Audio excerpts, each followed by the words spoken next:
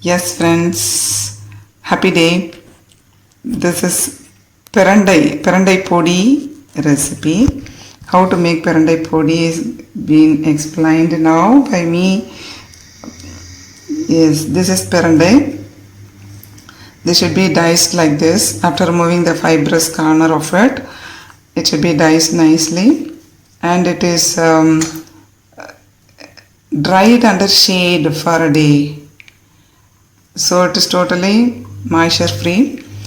Now it should be roasted nicely because we are going to store it. So it should be nicely roasted in a pan. After it has been roasted, it should be transferred to a plate, and then the same pan we can roast this, or else you can roast this all ingredients, after which you can roast this also. Here see this ingredients. This is gram dal 50 grams, then urdu dal 50 grams, dhania 50 grams, pepper 25 grams, fenugreek 1 tablespoon, and karan jeera, black jeera, that is 1 teaspoon, then asafoetida. But whatever the ingredients that are in the pan should be roasted together under moderate flame, and the powder and black jeera can be added at last because they are all very finer. It won't take much time to get roasted. So after it all been nicely roasted and cooled, it should be ground and stored in a airtight container. So whichever recipe in which we are using tamarind, to that recipe and all this powder will go. So we can add 1 teaspoon or tablespoon. After we prepare the sabji, when it is hot, we can spread this over on top and we can serve hot. So this is very much helpful for our health. It heals all joint pains, knee pains, joint stiffness, and other bone related stiffness and pain that we get due to age factor. So this is very good, and it is very rich in calcium also. It's very good for our health. Thank you. Yes, friends, this is what Perandai we are talking about, and many of us know many details about Perandai. It's of very good medicinal value, but few of our friends are very much scary about this because of its itchy nature. But the itchy nature is not, it is very milder only, that can easily be handled. Before handling this plant, we need to smear our hands with sesame oil. That's very important. And for making tohel and all, we need to better use this tender shoots, so that we can skip that itchy thing. And this tender thing also we can salt a little in pan, and then we can grind it as a tohel along with all the other ingredients, as we always do for tohel.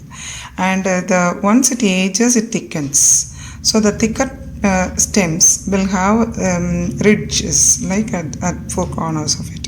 So that cannot be handled with the hands, it cannot be removed before. So for this can be removed using our peelers. So as we do to our ridge guards, it can easily be removed. After which then it will become very softer. Then we can use this thickened stem also for tohel. Then this is what the podi I was talking about, and after all the ingredients that I showed is been roasted nicely upon moderate flame and cooled nicely. Now it is ready to be stored. It will look like this. So it will go well with all sabji recipes where we are using tamarinds.